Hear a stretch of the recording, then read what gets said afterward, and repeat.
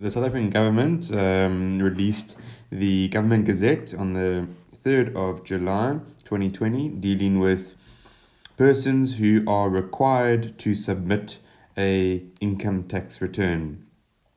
Just to confirm, it was on the 3rd of July that this has been gazetted.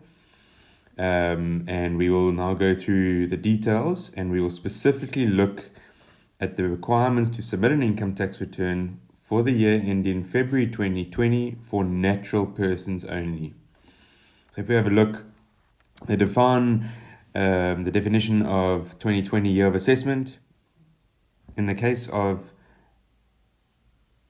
any other person, the year of assessment ending during the 12 months ending on 29 February 2020. So the period that we're looking for, just to make sure that everyone is on the same page, the period that we're looking for is we're looking at the period 1 March 2019 to 28 February 2020. This is the period that we are reporting to SARS. So any income, capital gains, inheritance, any assets that was acquired during this period, we need to report to SARS when we file our tax return. Okay, so let's have a look at paragraph 2. And paragraph 2 specifically, remember we just said there that it's only going to be from the natural person's perspective. So I'm not going to deal with companies or trusts or juristic persons. I'm dealing specifically with a natural person. So if we go straight to paragraph 2E, it says every natural person who during the year of assessment was a resident and carried on any trade. Okay, so just to make sure that everyone is on the same page here. So we distinguish between resident and non-resident. Okay, unfortunately, in this session, I'm not going to go into the distinguishing factor between how do we distinguish between a resident and a non-resident. However, it is extremely important for us to fully understand why we are classifying a taxpayer as either a resident or non-resident. But when we submit our tax return, if we are a South African resident and we carrying on any trade, so remember trade, we're talking about trade in as a sole trader, for example, maybe he runs his own medical practice or own legal practice or accountant. If he runs any trade in his personal name, he is required to submit a return.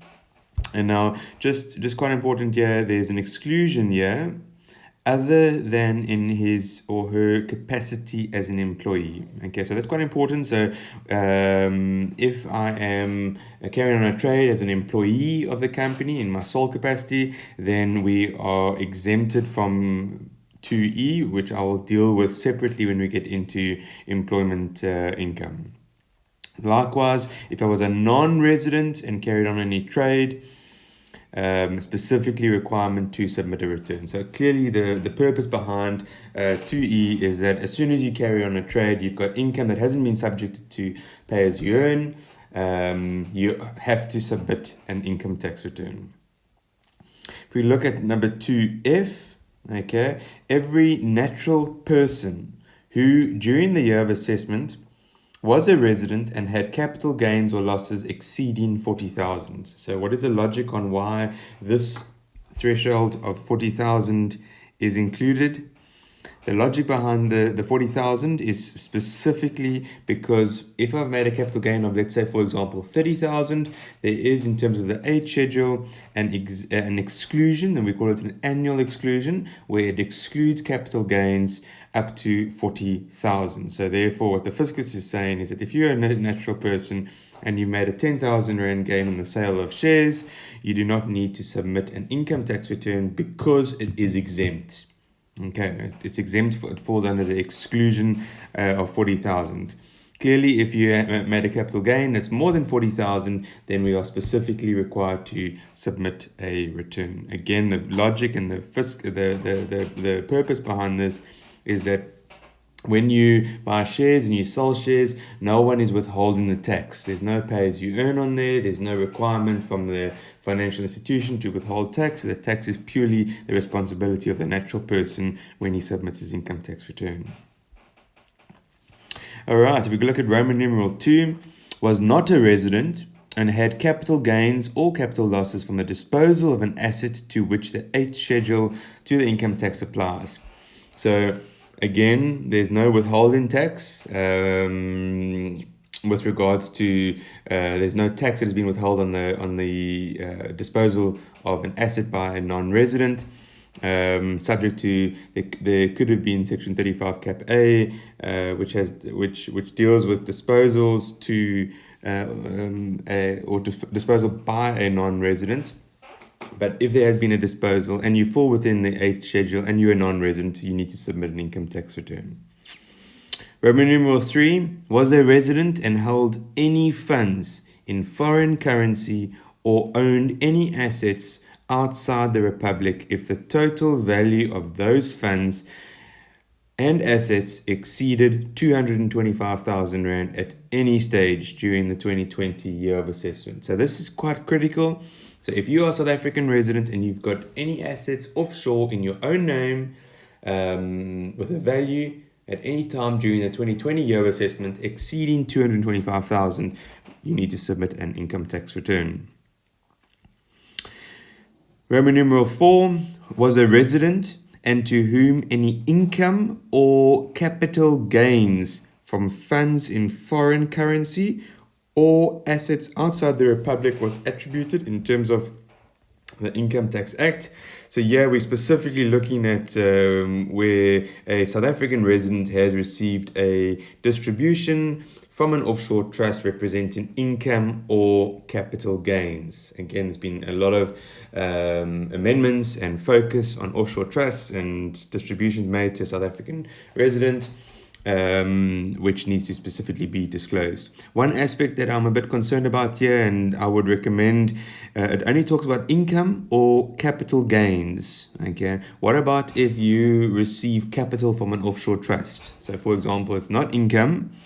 It's not a capital gain, but if you receive capital, so the what we call the corpus of the trust, in other words, the original contribution from the settler or founder of the trust, if that gets returned back to a South African resident, my view is that we still need to disclose this to SARS in our income tax return, even though it's not a specific requirement yet. It specifically says to whom any income or capital gains. Again, I would like to, my interpretation is of this paragraph here when I advise clients is that it's any income, capital, or capital gains from funds in foreign currency or assets outside the Republic. All right. Roman numeral 5, was a resident and held any participation rights as referred to in section 72 cap A of the Income Tax Act in a controlled foreign company. Again here, if a South African resident owns or has a participatory interest, a percentage of shares in a foreign company, there is a specific requirement that, subject to a number of exemptions in terms of Section 9D of the Income Tax Act, to attribute their net income into the South African resident's taxable income.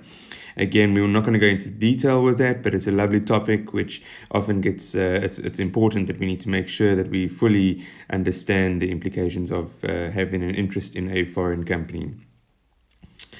Roman numeral number 6, was a resident and had taxable turnover. So this is specifically referring to the 6th schedule where you are a micro business. Now, just want to make sure and trying to point out that the paragraphs that I've noted above are all, if you fall within any of those categories, you specifically have to submit a return. Only when we get into Roman numeral 7, it says subject to the provisions of paragraph 3. Same as paragraph G, so 2G, subject to the provisions of paragraph 3. So paragraph 3 only applies to Roman numeral 7 and 2G. All right. If you fall in any of the provisions that I've discussed above, you are specifically required to submit a return. So let's have a look at Roman numeral number 7. It says, subject to the provisions of paragraph 3, at the end of the 2020 year of assessment, was under the age of 65 and whose gross income exceeded 79,000. Okay, 79,000 is the tax threshold, taking into account the primary rebate. That's when you start, every rand earned over above that, you start paying tax. Was 65 years or older, but under age 75, so this is what we call the primary rebate, the secondary rebate, and whose gross income exceeded 122,300, or was 75 years or older and whose gross income exceeded 136,750. So for those taxpayers that are 75 years or older, they will get the primary rebate, they'll get the secondary rebate, as well as the tertiary rebate. So let's just make sure. So if I fall into any category AA, BB, or CC, so if I'm under 65 and I earn more than 79,000, I am required to submit a return subject to paragraph 3. So paragraph 3, which I'm going to deal with just now, may override what, even though I earn more than 79,000, but if the provisions of paragraph 3 apply, I will not be subjected or not have a requirement to submit a return. Okay, if we look at G, subject to the provisions of paragraph 3, again, paragraph 3 will override. If it is applicable, every estate of a deceased person that had gross income during the 2020 year of assessment. So for a deceased estate, specific requirement to file a return.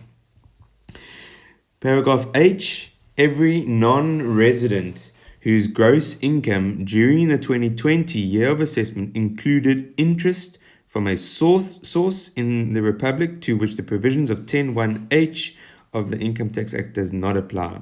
Okay, so for just a bit of background, 10(1)(h) is the interest exemption from gross income. So should there be a non-resident that earns interest from South Africa and the requirements of 10(1)(h) are met, in other words, they look at specifically if you're outside the Republic for more than 183 days, that interest income is exempt from your taxable income. So it's included in gross income because the source is South African, but then it gets exempted under section 10(1)(h). If it is not exempted, in other words, possible taxation is applicable, then you need to submit a return in terms of these requirements. And then every person that is issued an income tax return form or is requested by the Commissioner in writing to furnish a return, irrespective of the amount of income or the nature of the receipts or accruals of the person. And then finally, every representative taxpayer of any person referred to in A to I.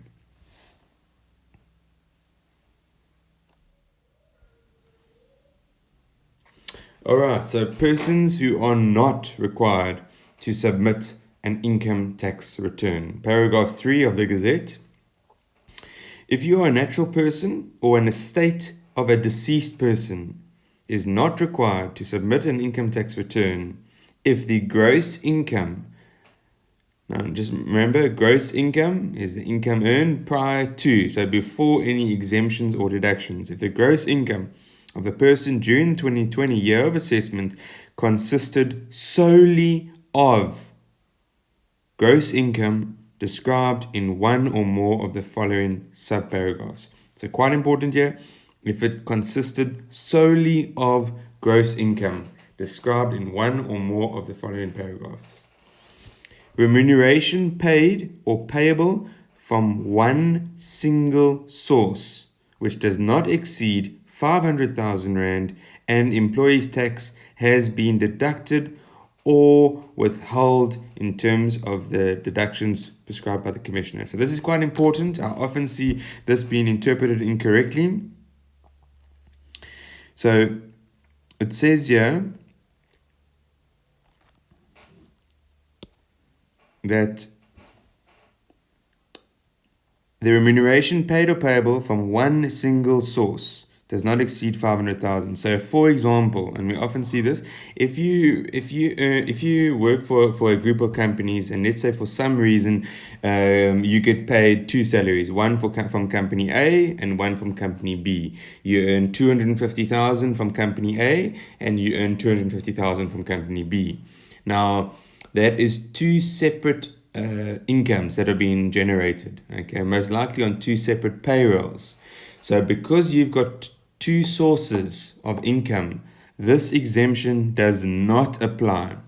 And the logic behind that is because company A may not know what company B is paying.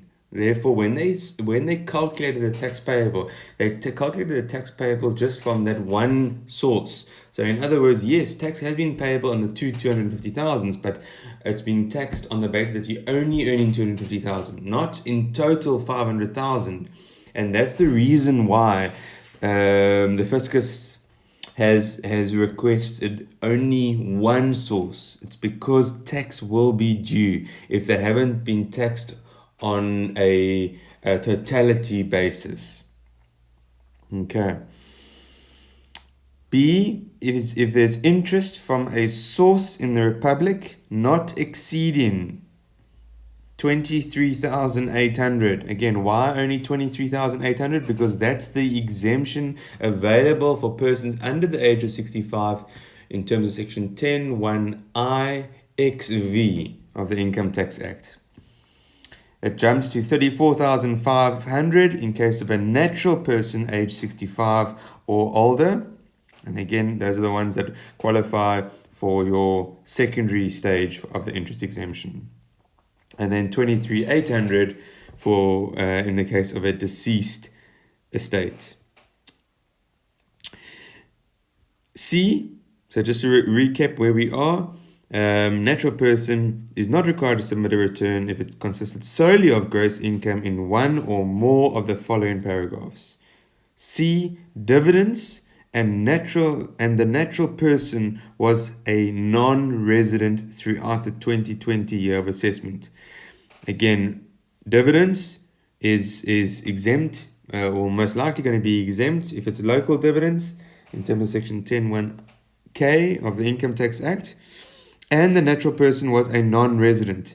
So if you think about the logic here, is that revenue would have already got their money through what is called the withholding tax on dividends. So in order for a company to declare out the dividends, when it goes to a shareholder, that shareholder would only be receiving the net after dividend withholding tax has been deducted. And D, an amount received or accrued from a tax-free investment. Okay, so that's paragraph 3(1) of the Gazette. Now, quite important, number 2, which overrides paragraph 1. So even though you fall within paragraph 1, you might still disqualify. In other words, you are still required to submit a return if paragraph 2 applies. So paragraph 2 states that subparagraph 1 does not apply to a natural person who was paid or granted an allowance or advance as described in Section 8(1)(a) Roman numeral 1 of the Income Tax Act, other than an amount reimbursed or advanced as described in Section 8(1)(a) Roman numeral 2, or an allowance or advance referred to in Section 8(1)(b) Roman numeral 3 that does not exceed the amount determined by applying the rate per kilometre for the simplified method in the notice fixing the rate per kilometre under Section 8(1)(b) Roman numeral 2 and 3 to the actual distance travelled. So what is the fiscus trying to achieve here? The fiscus is stating that if you earn 250,000 Rand from one source, okay, you would think that you don't need to submit a return. But if you receive, for example, a travel allowance regardless of value, that receipt of the travel allowance kicks you out of 3.1 and you are required to submit an income tax return. And the logic, the purpose behind this is that in terms of the fourth schedule, if an employer is paying a travel allowance, okay, they've got an option, or not an option, they need to assess whether they subject 80% of the travel allowance to PAYE or 20%, depending on the mileage of that specific employee. So you would think that there would be a very big loophole if this requirement isn't in here, in that, assume that the guy is getting paid a travel allowance of 100,000. Assume that the employer is satisfied that at least 80% will be business kilometers. And let's say for some reason only 50% is business kilometers. There's going to be a shortfall that is due because the employer would have only subjected 20% of the travel allowance to tax, whereas in fact 50% should be subject to tax. And that is the reason why there's an exclusion. Even if you earn under 500,000, if you receive a travel allowance, you have to submit a return. SARS wants that logbook. SARS wants to apply the legislation in terms of Section 8 correctly, in that if there's no logbook, you cannot claim. Or even if there has been a logbook, but it has been insufficient PAYE withheld because your estimates were incorrect from the employer's perspective, you need to submit a return to SARS. Okay. Paragraph B, who was granted a taxable benefit described in paragraph 7. Okay, so this is the right of use of company car. Again, the same logic as paragraph A applies. If you've been receiving a company car, you are automatically required to submit a return. And finally, who receives any amount or to whom any amount accrued in respect of services rendered outside the Republic. Okay, this is a lovely aspect of tax law. So if you have been outside South Africa, we will get what is called a possible exemption under Section 10102. And there's been quite a number of changes with regards to 10102, including limitations with regards to the quantum that is exempt in terms of Section 10102. I plan during later this month to release a updated tax technical session where I'll explain the implications with a South African rendering services abroad, and specifically Section 10102. Okay, and then we've got paragraph 3. A natural person is not required to submit a return in terms of paragraph 2FV Roman 2F7. Okay, which if we come back here, 2F7 is where you're under 65, gross income exceeds 79,000, but if you have been auto-assessed by the commissioner and the person's gross income, exemptions, deductions, and rebates reflected in the records of the commissioner are complete and correct as at the date of accepting the automated assessment, or specified in paragraph 4b Roman numeral 3, irrespective of whether the return relates to a provisional taxpayer if he or she does not respond to the notification by this date. Okay, so this is an important. I'm sure many of you guys have received an SMS from SARS stating that you have been auto assessed. Please log on to your SARS e-filing profile and either accept or edit. Okay, and please guys, this is so important. The information that you, even if SARS has auto assessed you, if you have knowledge that that information at hand that SARS has is incorrect, okay, you are required, okay, to correct that information prior to filing. So, for example, clearly, if you have rental income, you shouldn't be auto-assessed because SARS would not have any knowledge of that rental income. Okay. However, If you have, for example, received a distribution from an offshore trust and you've been auto-assessed, you cannot accept that auto-assessment because there is further information that is required in order for you to make sure that the return you submit to SARS is accurate and complete. Okay.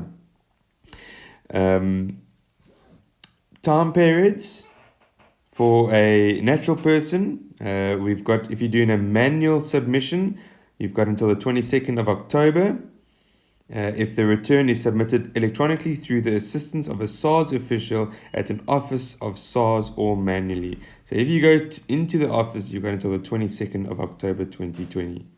You've got until the 16th of November 2020 if the return does not relate to a provisional taxpayer and is submitted by using the SARS e-filing profile.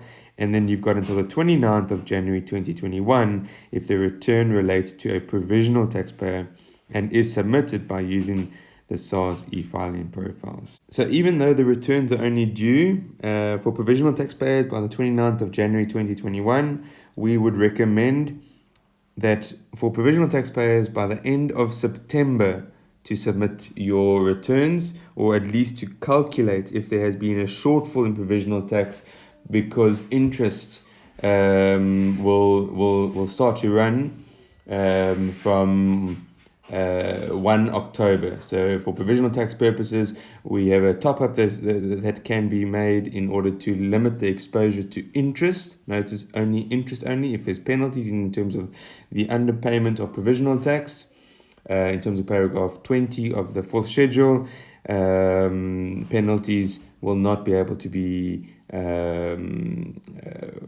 reduced if via the payment of your top-up tax, which is what we normally refer to as the third provisional tax payment.